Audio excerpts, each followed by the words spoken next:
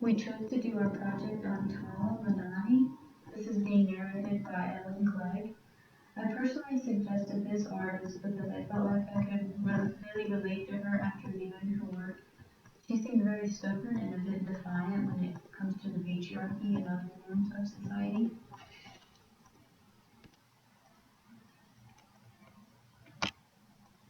So that leads us into our featured painting, which is called Red Stripes with Stain. This piece in particular will be referenced throughout the presentation. We'll start off by discussing her background information. Although we weren't able to find much online, Tala Madani was born in 1981 in Tehran, Iran. She went on to attend Oregon State University and earned a Bachelor's of Fine Arts in Political Science and Visual Arts, which she completed in 2004. She continued her education at Yale for a master's program in painting in 2006. Her studio is currently in Los Angeles, California, where she does most of her work. She is definitely a well-established artist and painter. She has already received a lot of recognition for her unique and profound work. Her first solo exhibit was in 2007, which was really beneficial to her career. Since then, she has been a part of 8 individual and 13 group exhibitions. She has received the following 6 awards for her work this far: the Keys Verwey Fellowship in 2007, the Von den Berg Heemsted Stitching Fellowship in 2008, the Future Generation Art Prize, and the Day Volkskrant Art Award, both in 2012, Catherine Doctorow Prize for Contemporary Painting in 2013, and the Tiffany Foundation Grant in 2014. And the piece that we have featured on this slide is called Wall Painting. And it doesn't have any relation, to the slide in particular. We just wanted to implement as many works as possible because they're all very unique and have similar themes. Now we can look at why this is relevant to our particular course and our objectives as a class. This course is about cultural division in American art. Madani really defies societal standards by highlighting male weaknesses and degrading masculinity. She also tends to emphasize the importance of women and people of color, especially since she falls into both of those categories. She also recognizes the existence of domination by the male sex. Here are some of her other works with similar themes as the one we chose. The one on the far left is Spreading Clown. The one in the middle is called Table Trouble. And the one on the right is called Dirt. We won't go into detail on those, but some of the main ideas and components appear to be similar. Most of her art tends to focus on her merciless portrayal of men. She seems to take control of them and make them embody something that is way different from our notions of masculinity. In this painting, Red Stripes with Stain, we can see what appears to be orange stripes falling down on 4 subjects, kind of similar to rain. The title indicates that they are red, though this picture in particular makes them appear orange. We don't know if that's anything to do with the lighting. The 4 men, all presumably white, seem to be crawling on all fours. We are unable to see their faces. They are all quite similar in appearance, with very few distinctions between them. And here are all of our reactions. I felt like it was pretty important to include all of them, even though this is kind of a lengthy slide. So I'll just go through them quickly. The first one says, Red Stripes with Stain is a painting that was done with oil on canvas. My first response to the artwork was bewilderment, and it made me feel confused.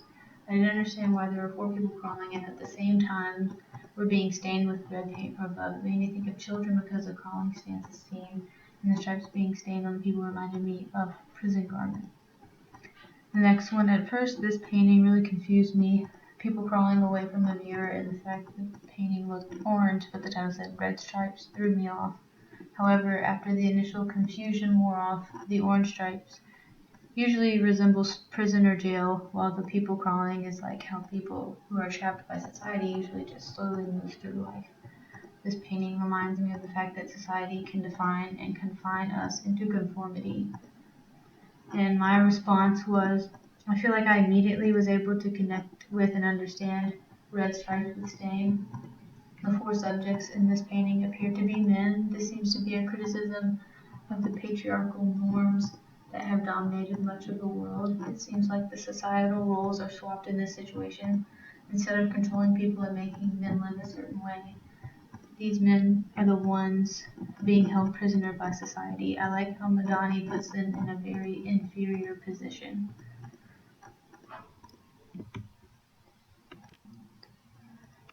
The next one says, my initial reaction to this piece was, I was curious to know why these four individuals were turned around and looking away from the viewer. Also, I didn't know if these individuals were men, young men, or even men at all until after I read about Tala Madani's work.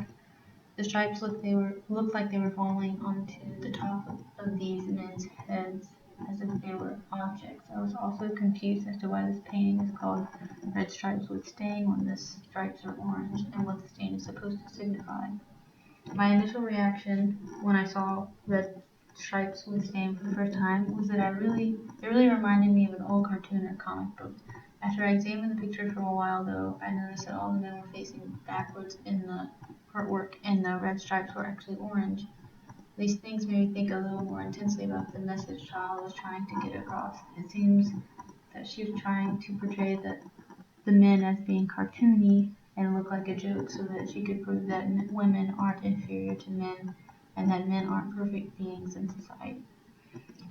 So we all had similar reactions to this artwork, and we were all a bit confused about the color of the stripes, which I don't think is an accident. I think that it really does signify something, but we're not really sure what. That initial confusion, it could just be her trying to kind of tell us that it's not always what it seems. It's not always what people tell us it is, and we kind of have to interpret it the way we see fit, and that is in regards to anything in life.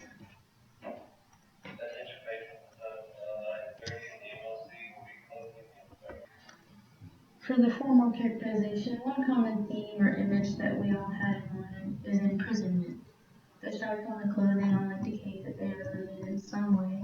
The clown position also contributes to this notion. They are in a very inferior and powerless position. The color red also stood out to us. This is usually related to words like aggression, power, anger, and danger. The placement of the stripes makes it seem like they are being controlled.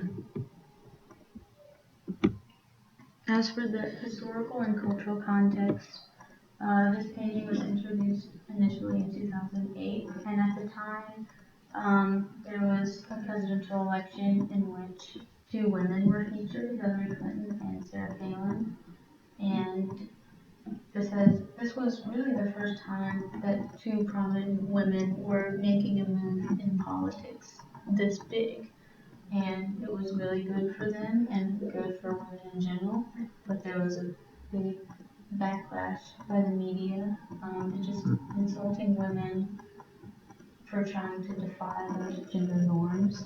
And really, there wasn't anything else that we could think of that could inspire her to create this piece, but just in general, the overall culture of America and really other cultures too that have been dominated by powerful men. I think she really just wanted a way to make them appear vulnerable and subordinate. Because most of the men in the painting all look like they're white, but we can't know for sure.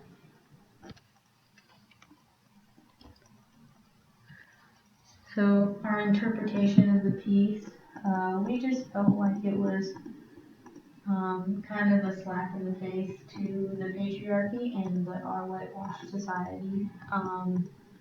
In some of her articles, or some of the paintings that she's done, she talks about how she wants to kind of change the perspective. She kind of wants to put those powerful, prominent figures in a more subordinate position, just so that she knows what it's like. Because she knows that she can't do that in real life. She knows that she can't occupy those positions and have that privilege in real life at this time, at least.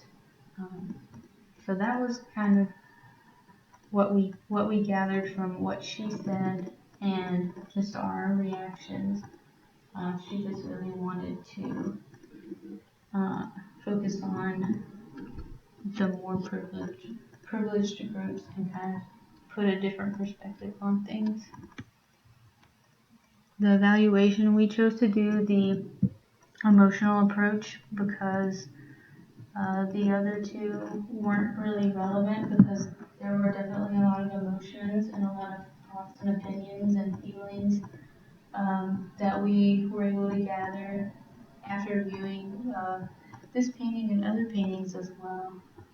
I know that myself, I was really empowered when I first saw this, and really the other ones too, and just the moods that um, she made me feel. It kind of made me feel angry, not at her, of course, but just kind of at the way that our world is.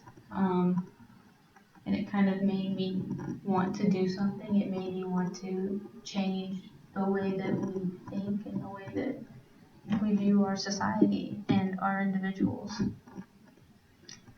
And this is just a list of what we all contributed to this project.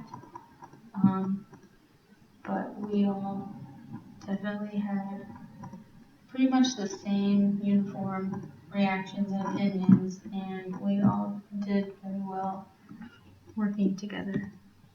So thank you for listening.